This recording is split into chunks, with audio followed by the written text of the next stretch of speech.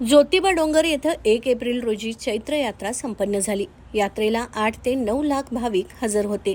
यात्रा काळात ज्योतिबा डोंगरावर प्रचंड प्रमाणात घनकचरा निर्माण झाला होता।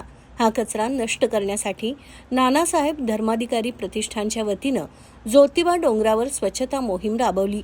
या स्वच्छता मोहिमेत 1500हून अधिक स्वयंसेवक सहभागी झाले होते।